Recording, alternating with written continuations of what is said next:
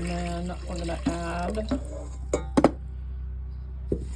3 cups of flour and 2 1/4 teaspoon of yeast. And that's going to set between 15 to 20 minutes to proof.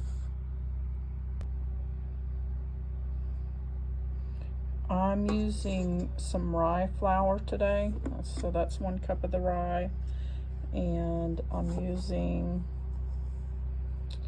1 cup, well, I'm going to use 1 cup of berries for soft white.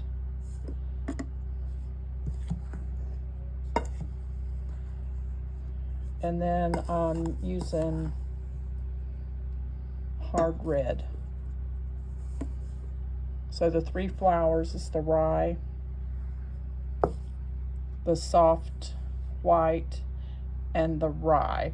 I don't know that it's technically going to be rye bread because of the other flours that's mixed in it. It's definitely not 100% rye.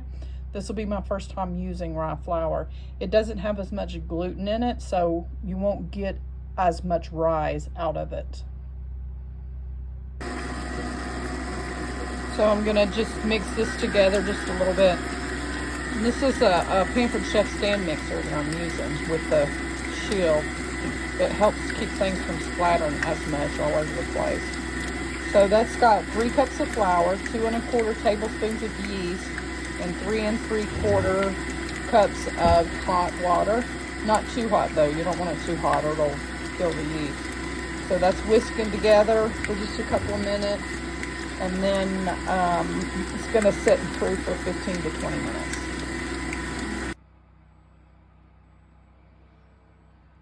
You can see how well it's bubbled. It's been about 20 minutes, maybe just a little bit more.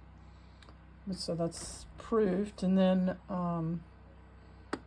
so now I'm gonna add second. I'm gonna add butter and honey. I'm gonna add butter and honey to it. I get my basic recipe from Felicia at Grains and Grit, and I've tweaked it a little bit. Just put my own little twist on everything. Sometimes I'll add dried cranberries and nuts. And I use butter, melted butter instead of oil. It seems to just come out softer. And then I use different types of grain. So that just gotta mix up. And then it's also got it's a 1/2 cup of oil and a 1/2 cup of honey. And then 3 1/4 teaspoons of salt that I gotta add.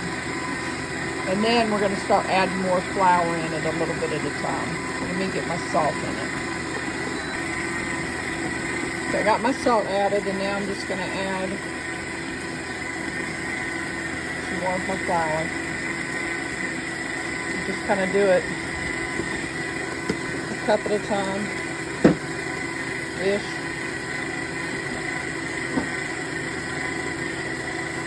And it'll need about another 6 or 7 cups.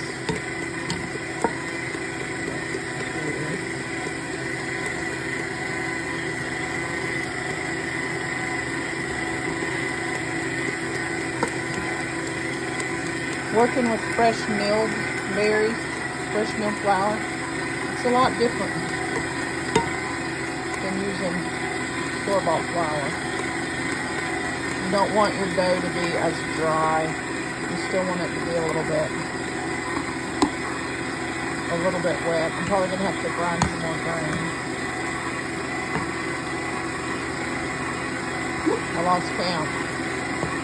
I think that was 4.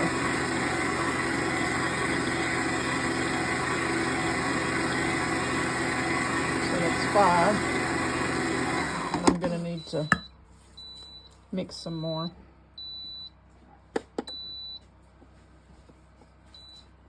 That does Or smell so grind good. some more, I'm sorry.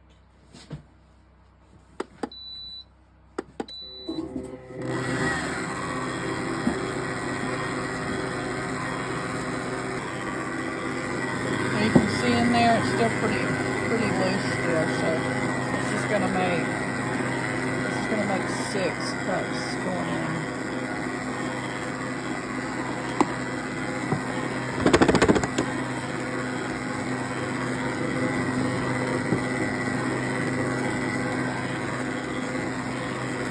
Every so often you need to rake the sides down.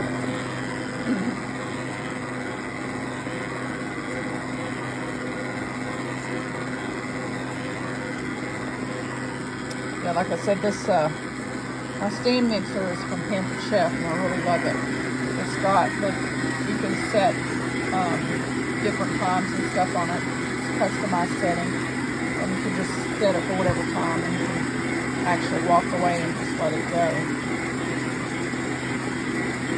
It also has a pasta roller attachment to it that I'm going to need to make some pasta. Okay, so that's still pretty loose, so we're going to add some more. So this is going to be cup 7. Like I said, this is my first time using the rye, and it's got a less, the gluten's not as high, the content of the gluten, so I don't know if that will affect how much more of the other flour I need, but normally I don't need 7 cups of flour.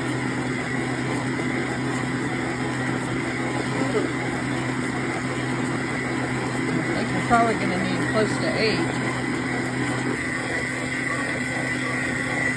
Okay, I scrape my sides down and I change to my my hook, my kneading hook. We call it dough hook. Change to my dough hook. So I'm going to add a little bit more. And this that I'm adding now is hard red. That's kind of the base. I mean, that's like the base flour. And then you can add others. The hard reds, or the hard foods, because there's also hard whites. But the hard red is what I have. But the hard wheats is what you use for yeast breads, and then the soft wheats is what you use for muffins and cakes and biscuits and that kind of stuff. When you use baking soda or other rising agent. And then the hard is for yeast bread.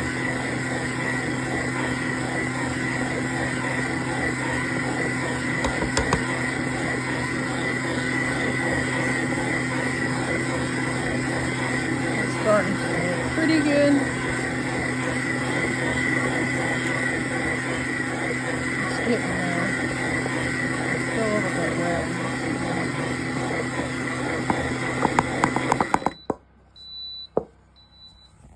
We'll go ahead and put it on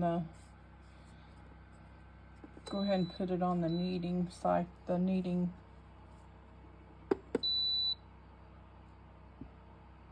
setting.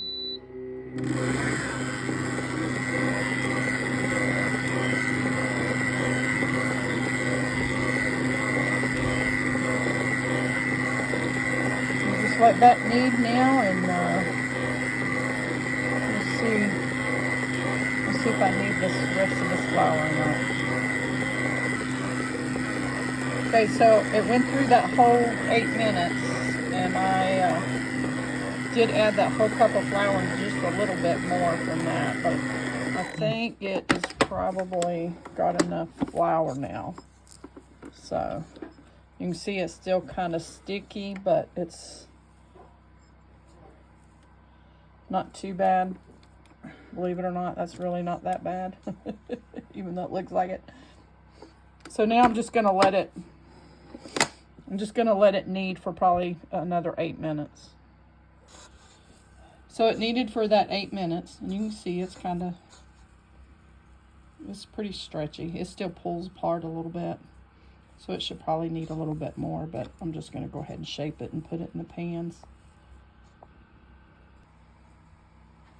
Okay, so I got it dumped out onto my mat, also from Pampered Chef.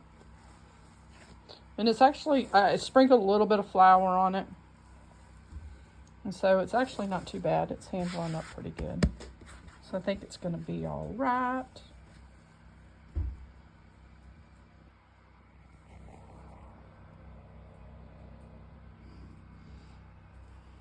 Okay, so just cut it up into some pieces. Roll it in a ball, or I do it all kinds of different ways. It's never the same. So you can roll it in a ball, or just roll it up into a little loafy thing like that, and then put it in my pan. This is a mini loaf pan. They make little mini, they're perfect bun size. And it too is from Pampered Chef. So, and I'll probably get I can, out of one batch of bread, this has got extra flour in it, so I'm probably going to get extra, but I can get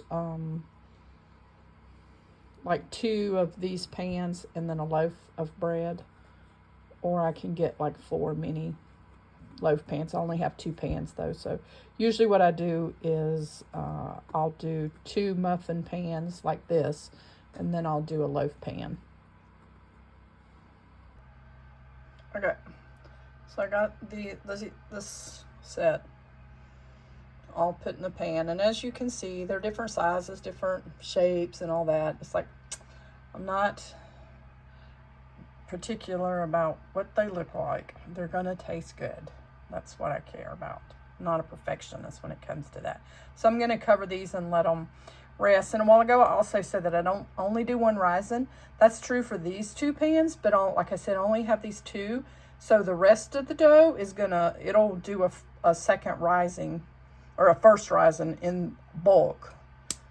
And then when I get these baked and out, then I'll get the next batch in, and then they'll rise again. So the second batch part does get us 2 risings.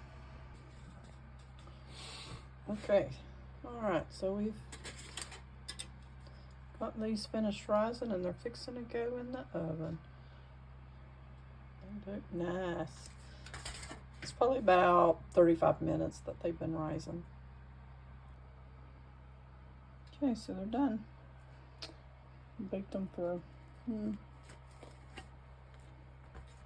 close to 30 minutes.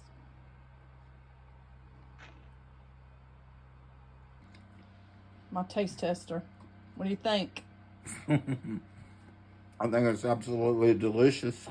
Can you taste any like rye at all? I can definitely taste the rye. It's very good. Yum.